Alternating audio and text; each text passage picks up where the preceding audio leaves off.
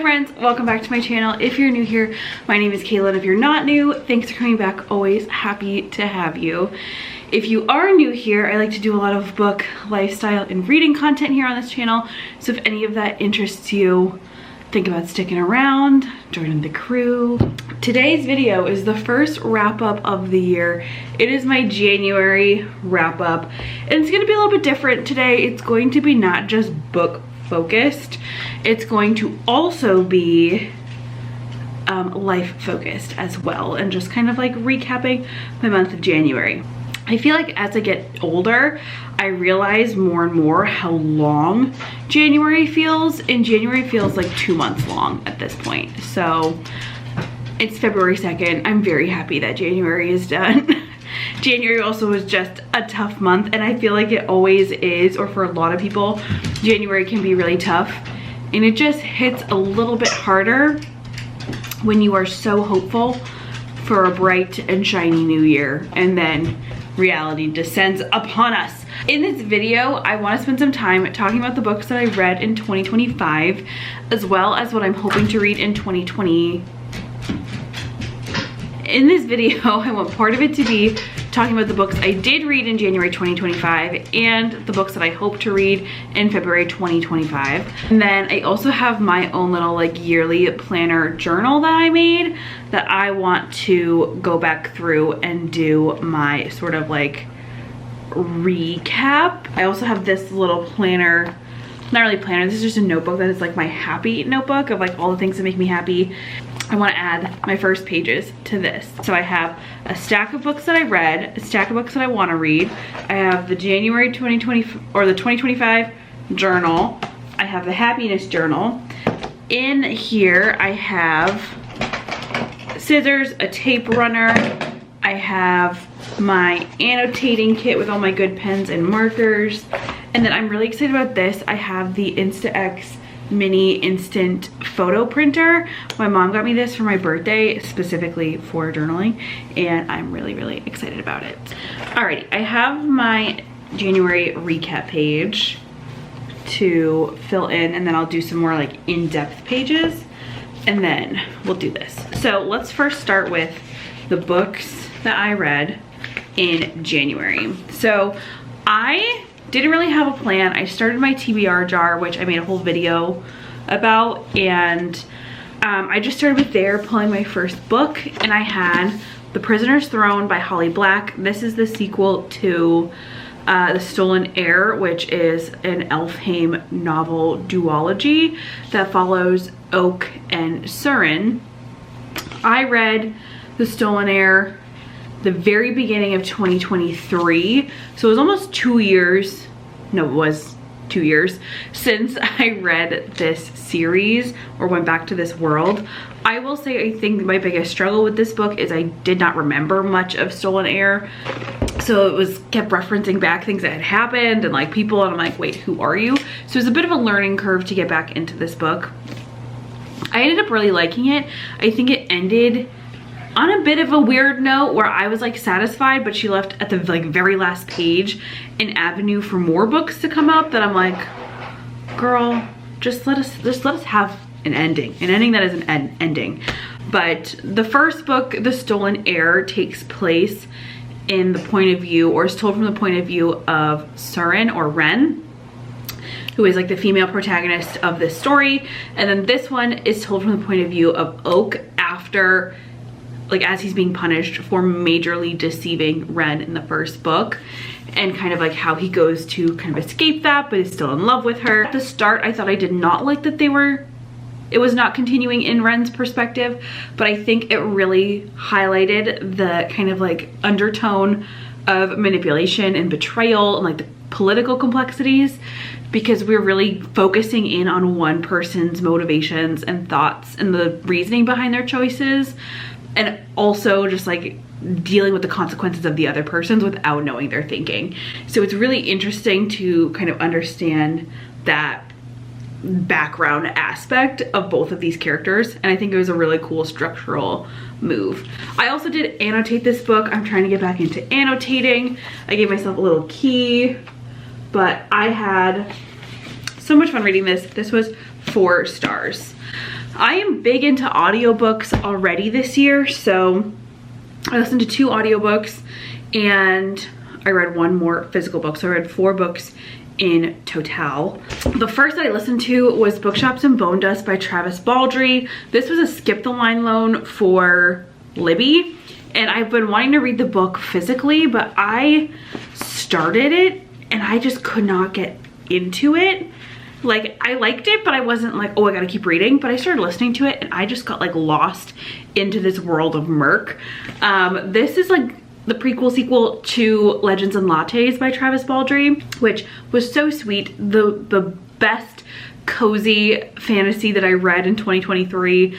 We're having a lot of like flashbacks to 2023 so far, but this follows Viv the orc, who before she hangs up her sword to open her little cafe and coffee shop is still with the Rackham's Ravens adventuring dungeoneering party, and she gets injured looking for like a queen necromancer and needs to kind of take time to recover in this like shabby, dreary, gloomy seaside town. While she's kind of like stuck there for a few weeks waiting for the Ravens to return, she's exploring around, getting to know the townsfolk, and comes across a bookshop. I believe it's called Thistleburr Bookshop, but she meets the Ratkin there who owns it and needs help really just like sprucing up and has so many dreams for this bookstore. So Viv kind of befriends her and helps her along the way to revive the bookshop. As that is happening, the threat of this necromancer is still very much alive, and Viv starts to notice that there are other characters in town that are sort of in cahoots with this necromancer, and ends in a really intense final battle. Again, I really like this one. I love books that feature bookish things like bookstores, publishing, all that stuff. So this was really, really sweet. And I think Travis Baldree does a great job in both books in this series highlighting the magic in these spaces. I love a coffee shop. I love a bookstore, and he really brought to life and articulated the magic that is going to those places. And it was incredible. I wanted to go to Merc, even though it's like a dreary, cold, and like not very nice seaside town where the people and the townsfolk are very like burly and not very kind. I wanted to go there just to go to this bookshop with what Viv and the Ratkin did together. Cozy, low stakes, fun fantasy, but still has enough like substance to it to keep you interested. This is a great book if you are a fan of Dungeons and Dragons, which we're gonna get to in a second, but if you like Dungeons and Dragons, this is definitely a book for you to feel like that. I had my first flop read of the year, which was a thriller, and I think I just don't like a lot of the contemporary hot thriller writers. Like Riley Sager, I'm not a huge fan of. This was my second attempt trying a Geneva Rose, and I just did not like either of them. And I think it's just not for me. I don't know what it is. I just was not impressed. I listened to on audio, Home is Where the Bodies Are by Geneva Rose. Okay, that one. It follows this set of siblings whose mother has just died. Their father disappeared 7 years ago. And as they're going through their mother's belongings, they find a home tape, and on it, their mom and dad are found with a body. And their dad is like covered in blood and they need to get rid of this body. And it kind of unravels this whole like town-wide mystery that they are like trying to figure out how their parents are involved in. Are their parents really the people that they knew? The biggest problem I had is I did not like any of the characters. The 3 siblings, Beth, Nicole, and Michael, were just all really irritating and not likable characters throughout this book for different reasons. And I think I also just didn't like that they are supposed to be in their like mid to late 40s, and they're bickering like they're teenagers and are like picking fights for no reason. And I'm just like, you're being annoying, stop. Like, I just did not enjoy it. I also think that there were some things that were just super convenient, forced the plot to end up the way that the author wanted, which hey, that's her job, that's her right to do. I just didn't enjoy it. For example, there were a couple things. Oh, the whole crux is that they find this videotape because the mom really wanted to like preserve their memories for when they're gone and whatever, and she's taking pictures of all these things. And they describe how she is taking pictures and videos, they're like in flashbacks, of the day that this person went missing that they are involved with. And I'm like, people are recognizing that she's taking videos and are like posing. If this is such like a town breaking mystery, why was nobody like, hey, she was videotaping the whole thing, like let's check out her camera, and then they would have found it. Like things like that. There was a romantic interest that they're like, he would never talk to me again, he was my long lost love, I haven't seen him in 30 years or whatever. And I'm like, she was like, I don't know what he's doing, he's blah blah blah blah blah, and they're like talking about it. And then he like shows up on their doorstep literally 2 pages later, and I'm like, okay, this is annoying. So yeah, I gave that one 2.5 stars overall. The other big problem I had with this book is that for a really long time in the book, they were not doing anything. Like they solved they watched this video and we're not immediately like, we need to figure out what happens or like what's going on. They like loosely say it, but they're just like, the past is the past. They were very quick to be like, we're gonna pretend we never saw this. And I'm like, then what is the point of this book? If we are not going to actually solve this mystery and like be a part of it and understand it, why is this being written about? I don't understand. And for like over 2/3 of the book, they were like still not sure if they were going to do anything with this information. And I was just like, it was a fast listen, which is why I finished it, because every time I was like, this is dumb, I'm gonna stop. I was like, I have 2 hours left. I have 3 hours left. Why would I'm just gonna finish it out. So then I had my first 5-star read of the year immediately after, and I am so happy I got to read this, especially because I did not expect to be able to read this just yet. I picked up Dating and Dragons this past week, the very last week of January, and it took over my brain. Like I have my students, I'm an English teacher, if you're new here. I have my students read every period, and I literally kept increasing the timer. Normally it's like for 10 minutes, 8 minutes. I was like 12, 15 because I wanted to read this book. I was originally a little disappointed when I realized this was a YA high school romance, because I thought it was like an adult romance about Dungeons and Dragons, but I actually really, really loved it being a high school romance in the end. It was so wholesome and sweet and cute. This follows Quinn Norton, who just moved to a new town in Ohio because her grandmother is getting old and her family wants to be close to her as she is getting older. Quinn also had a falling out with her friend group and her D&D group in her hometown and was having just a lot of struggles with that. So they thought a fresh start might be good for her. When she arrives in this new school, she right away finds a group of people that play D&D who invite her to join their sessions. But they're not a typical D&D group. They stream their D&D sessions online, and it tells the story of Quinn finding herself, finding friendship in this group, really getting confidence as they are streaming. But this group has one big rule, which is there's no dating within the party.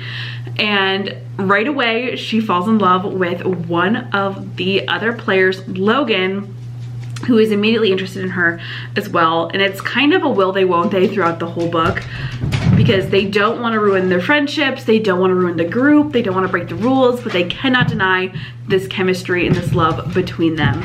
And so they go back and forth and back and forth, and it just kind of is a slow burn, but it's such a wholesome slow burn. And I just thought this was so cute. The incorporation of D&D was really fun, really well done. I feel like it was a well-balanced niche YA romance. Oh, a book to make you believe in love again in February 2025. So good. I thought this book came out in February, so when I saw it at my school's library, I was like, oh my god, did I find an early copy of this book?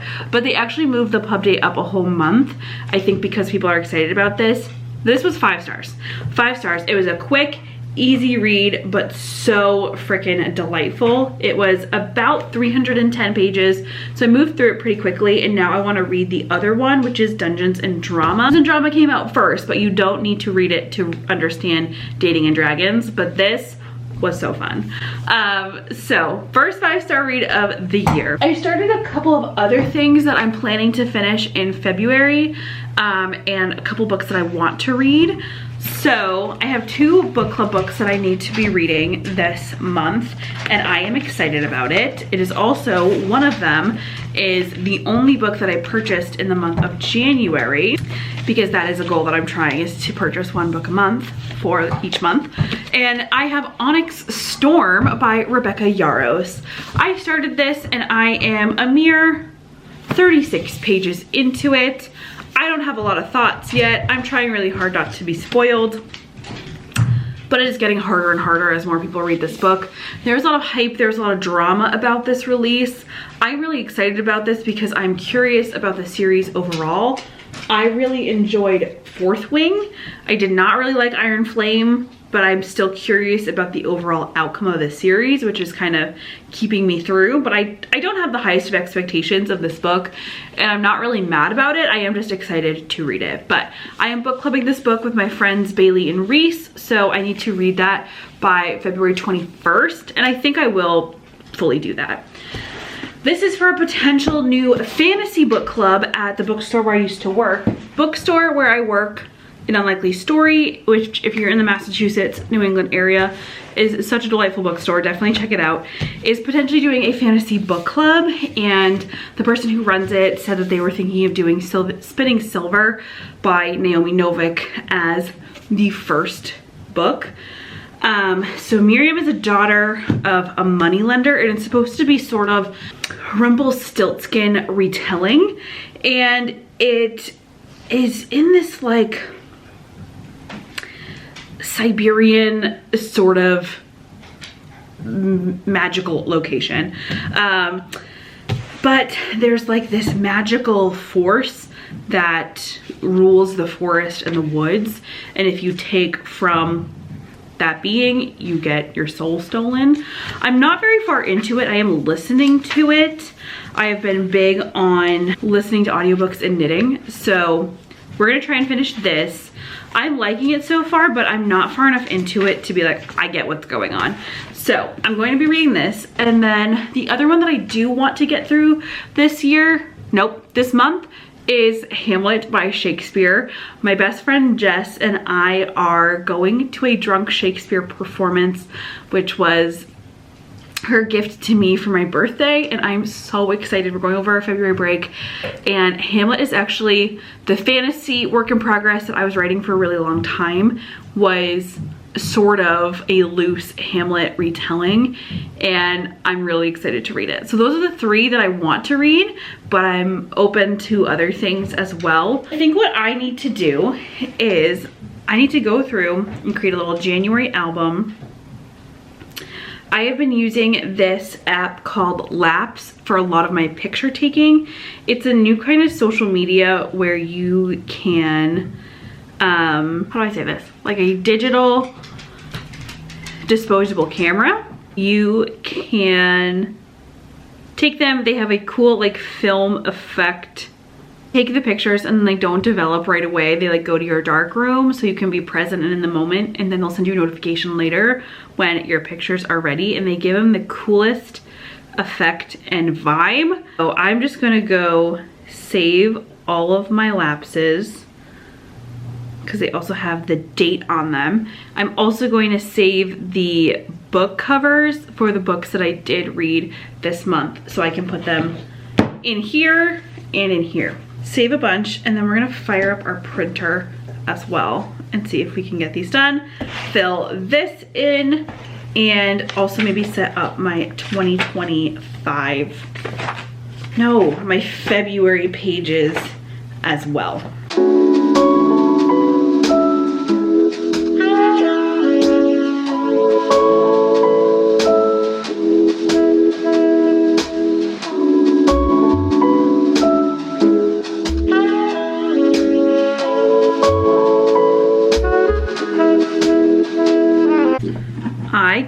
get over this little, am I zoomed in? This little printer thing. I'm having so much fun. Like, what in the world? So basically you can just pick a picture to print and it'll come out in your little film, or you can make collages, which I think is what I'm probably gonna do for most of this, because in like this book I want to put like pages for really happy days. So for example, I had my friend Reese's birthday and we rented a movie theater to watch Twilight with her in Somerville, and I have 3 pictures that I want to use from that, and they have a collage layout of those 3 that I can use those 3 pictures for. So now we're printing. This is Reese's birthday collage, and I need 2 of this one, so that just comes out of here.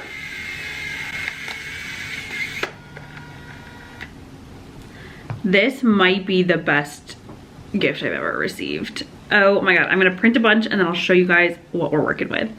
While I do this, I'm gonna listen to Spinning Silver. Get a little multitask going, and then maybe I can give you some more thoughts. Okay, this is so exciting and I am now officially obsessed. So I've set up my 2025 journal, but not really my happiness journal. I haven't touched it yet, but look at all these pictures. So I have some books because I want to do like a book review page, and then some like highlight days.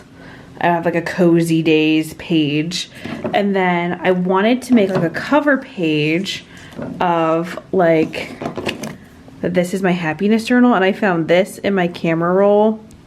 Hold on, if it will focus. And I think this would be really cute for a cover page as it develops.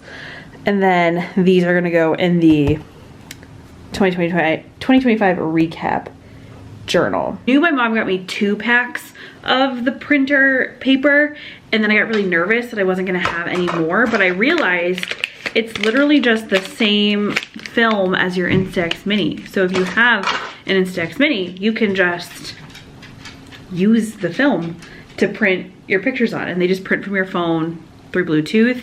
That little printer is so fun. I am obsessed. I wonder if it runs out of ink though, like, because I printed 19 and it seems fine. The battery's still at 100, so my goal is now to just be a little bit more up to date about it. So I'm gonna start with this, like filling in the review, and then I think I want to do happiness journal and then like come back and sort these pieces out.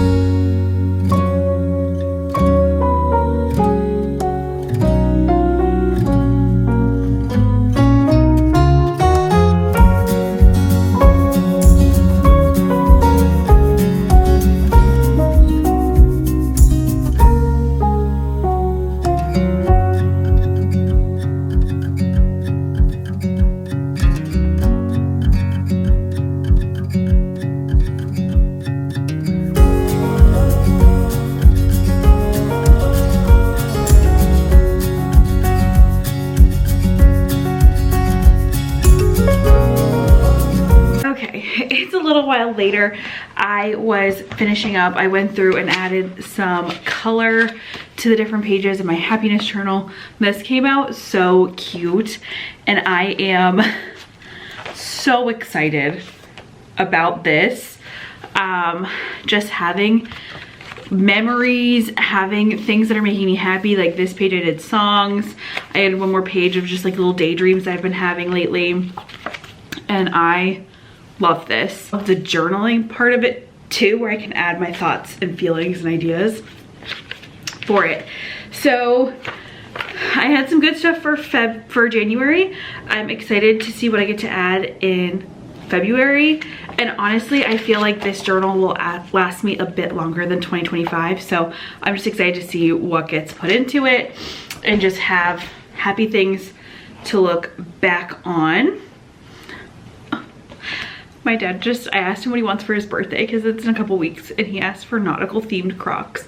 I'm going to cry, he's so cute. And then I did my recap page in my 2025 planner journal that I showed you, and then I did some in-depth pages. So I did my reading recap of all of my books, and then my highlight days. And then I started some February intentions. I feel like it's always really good to just think about and reset for the month. So I have some things that I'm specifically manifesting that I want to see happen. Then I kind of broke it down of just like what are my vibes going into February. So things I'm feeling, things I'm reading, what I'm wearing. I've seen that like the report Instagram posts that people make. I'm enjoying, and my gratitude going into February. So I also put in a page of mantras and affirmations, and then I just set up my February recap page. I am having fun with this, even though I am like a perfectionist. My handwriting is trash and I can't draw to save my life, but I like doing the little doodles and just having fun with it.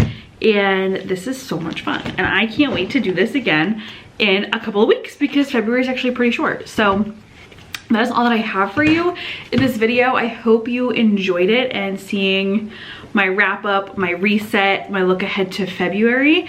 And I hope that you stick along to see if those things happen in February. We've got some cool stuff coming up in the works that is brewing, and I am really, really looking forward to it. So I hope you have a wonderful day wherever you are. In the comments down below, let me know a highlight from January, or if you've had something really tough weighing on you. Like I said, January was not all butterflies and rainbows for me, but I'm leaving that in January. Let me know in the comments how you're doing. What did your reading look like this month? Did you read anything good?